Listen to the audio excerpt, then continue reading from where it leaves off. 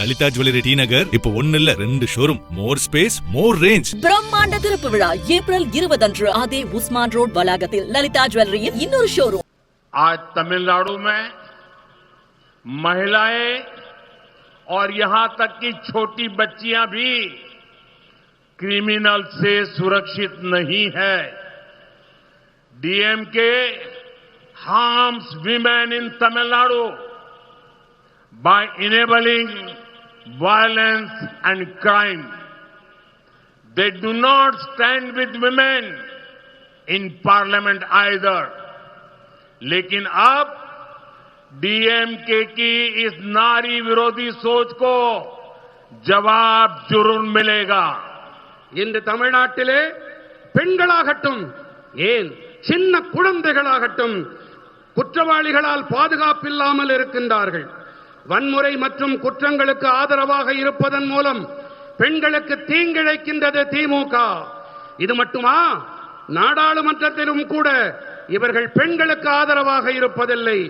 ஆனால் இப்போது பெண்களுக்கு எதிரான எண்ணப்பாட்டிற்கு சரியான பதில் திமுகவிற்கு கண்டிப்பாக கிடைக்கும். I request SPG people, please collect this photograph. These kids are. அங்கே வெளிப்படுத்தப்படும் புகைப்படங்களை எஸ்பிஜி நண்பர்கள் அதை கொண்டு வந்து தருமாறு கேட்டுக் கொள்ளுகின்றேன். मैं तमिलनाडु की हर बहन से कहूंगा कि वो डीएमके और डीएमके के लोगों को जहां देखें वहीं उनसे सवाल करें. Ask them why they oppose a bill meant to ensure women's representation. Ask DMK why they denied Tamil women this golden opportunity.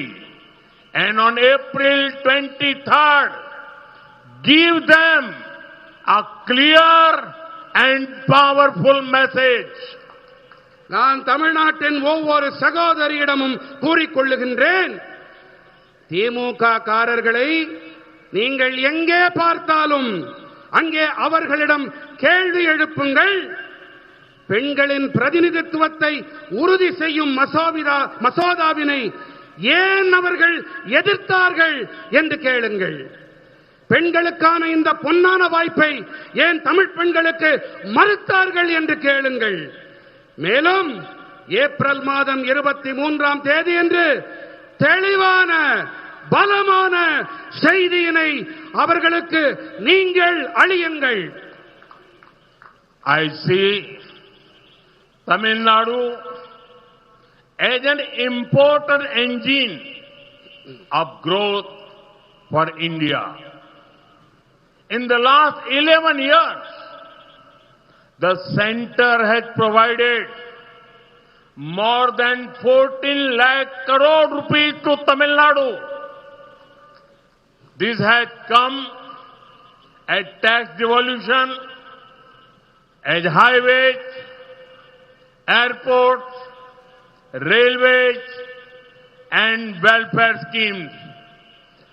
Congress और डीएमके जब दिल्ली में राज करते थे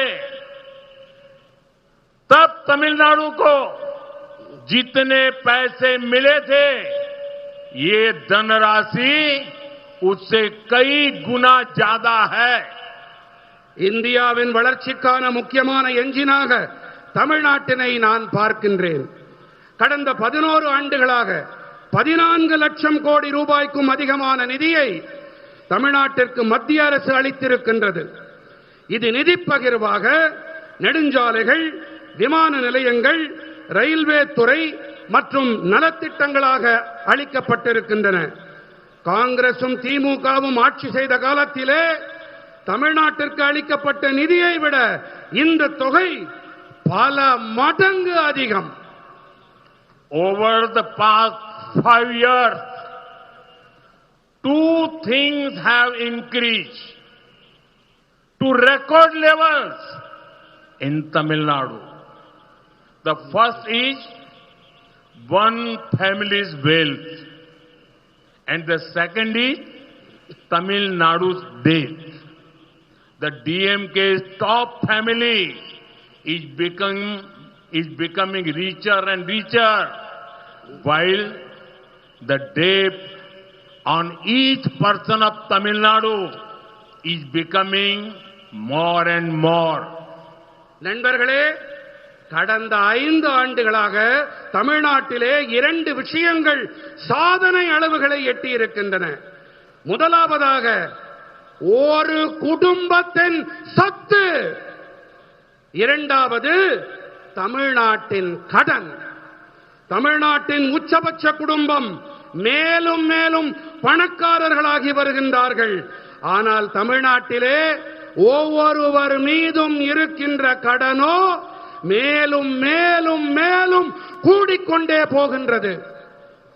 DMK's policy is by the family, of the family and for the family. CM, same family. Deputy CM, same family. Prominent MP in Delhi, same family. Films, media houses, many such things controlled by one family. यहां तक कि DMK के senior नेताओं को भी एक परिवार के जूनियर मोस्ट मेंबर्स के सामने झुकना पड़ रहा है. திமுகவின் கொள்கை என்ன? குடும்பத்திற்கு, குடும்பத்தால், குடும்பத்திற்காக, அவ்வளவுதான்.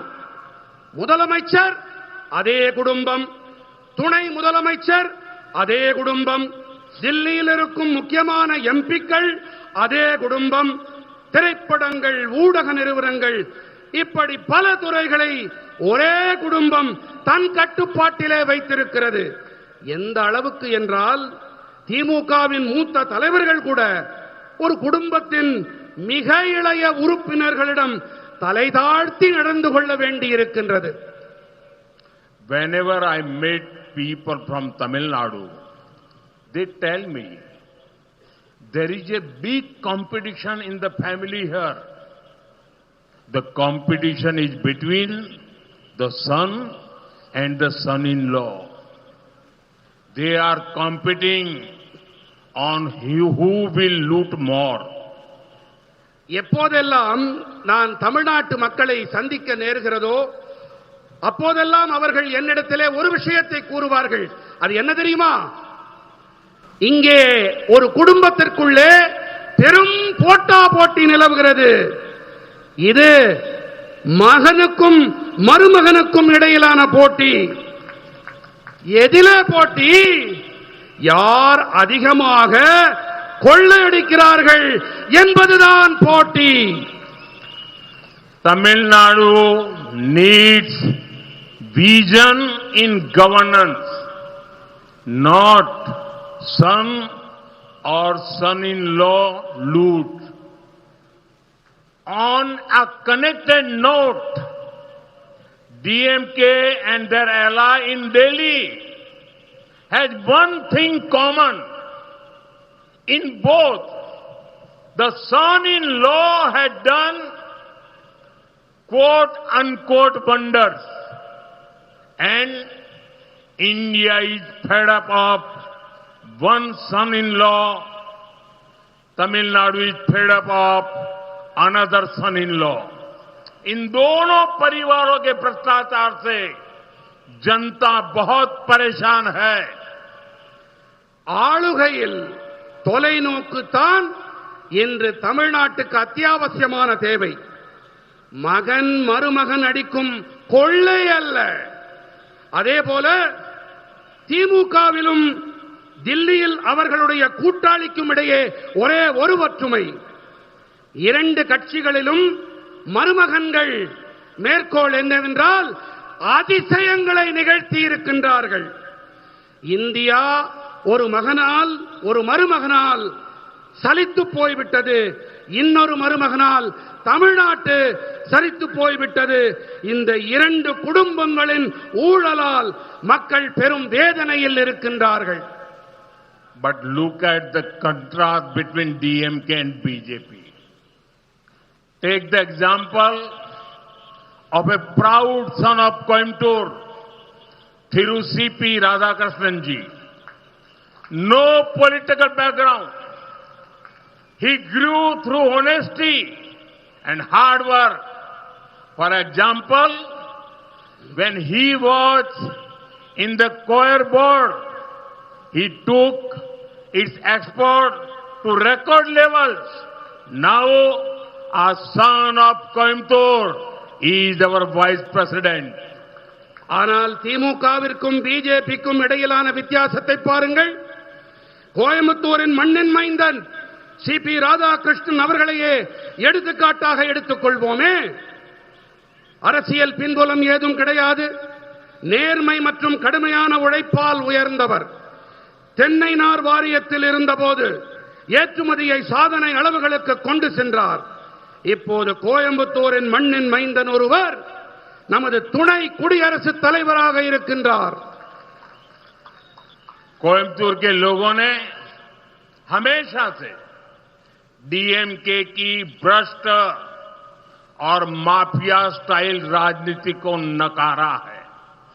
Therefore, DMK looks at this region with a feeling of political revenge. Remember how a member of DMK's top family insulted the people a few months ago. Now they have sent here a politician known for massive scams, including test-back scam. திமுகவின் ஊழல் மலிந்த ரவுடியீச அரசியலை கோயம்புத்தூர் மக்கள் எப்போதுமே புறக்கணித்து வந்திருக்கின்றார்கள். ஆகையால் தான் இந்த பகுதியை ஒரு அரசியல் பழிவாங்கும் நோக்கோடுதான் திமுக அணுகி வந்திருக்கின்றது. திமுகவின் உச்சபட்ச குடும்பத்தின் உறுப்பினர் ஒருவர் கோவை மக்களை சில மாதங்களுக்கு முன்னால் எப்படி அவமானம் செய்தார் என்பது நினைவிருக்கிறது இல்லையா? டாஸ்மாக் ஊழல் போன்ற பெரிய பெரிய மோசடிகளுக்கு பெயர் போன ஒரு அரசியல்வாதியை இப்போது இங்கே அவர்கள் அனுப்பியிருக்கின்றார்கள்.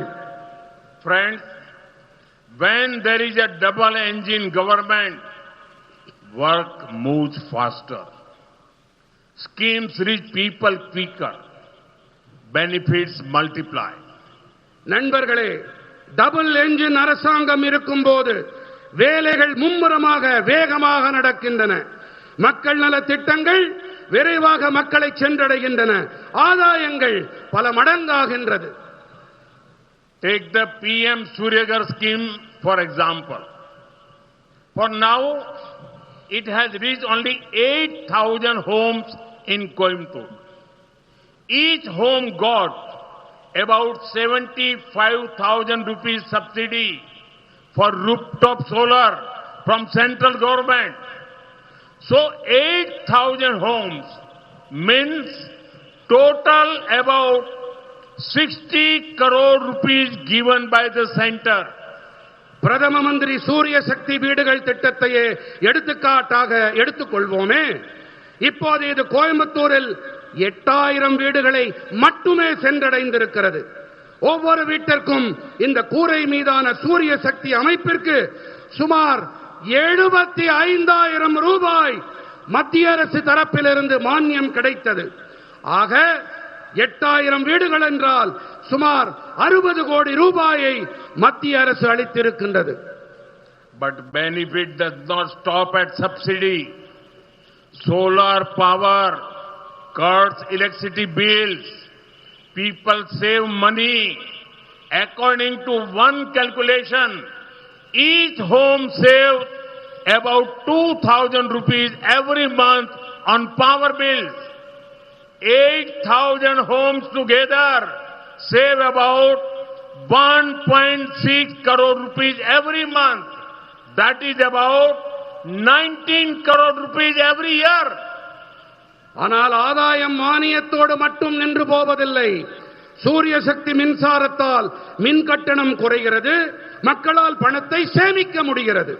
மின் கட்டணத்தால் மட்டுமே ஒவ்வொரு வீடும் சுமார் 2000 ரூபாய் மாதந்தோறும் சேமிக்கிறது என்கிறது ஒரு கணக்கீடு. 8000 வீடுகள் ஒட்டுமொத்தமாக சுமார் 1.6 கோடி ரூபாயை ஒவ்வொரு மாதமும் சேமிக்கின்றார்கள். அப்படி என்றால் ஒவ்வொரு ஆண்டும் 19 கோடி ரூபாய் சேமிப்பு.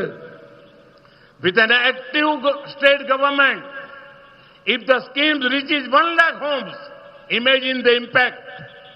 The business for local solar vendors goes up.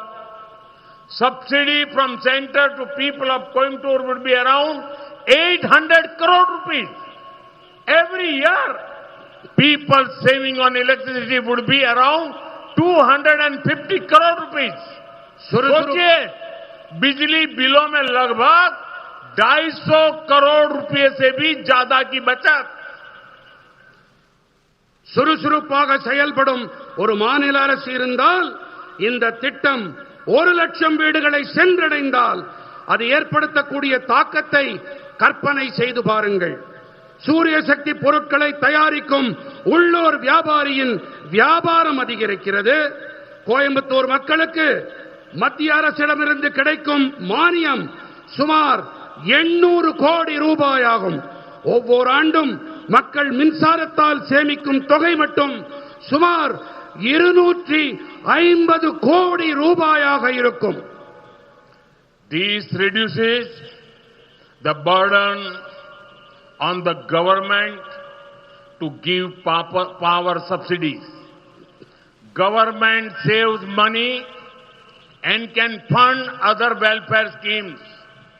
Further, rooftop solar reduces pressure on the power grid.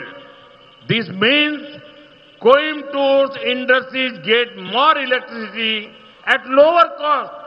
It means more investment, more jobs, more prosperity. Kovai பொதுக்கூட்டத்தில் பிரதமர் நரேந்திர மோடி உரையாற்றி வருகிறார். லலிதா ஜுவல்லரி டி நகர் இப்போ 1 இல்ல 2 ஷோரூம். மோர் ஸ்பேஸ், மோர் ரேஞ்ச். பிரம்மாண்ட திறப்பு விழா ஏப்ரல் 20 அன்று அதே உஸ்மான் ரோட் வளாகத்தில் லலிதா ஜுவல்லரியின் இன்னொரு ஷோரூம்.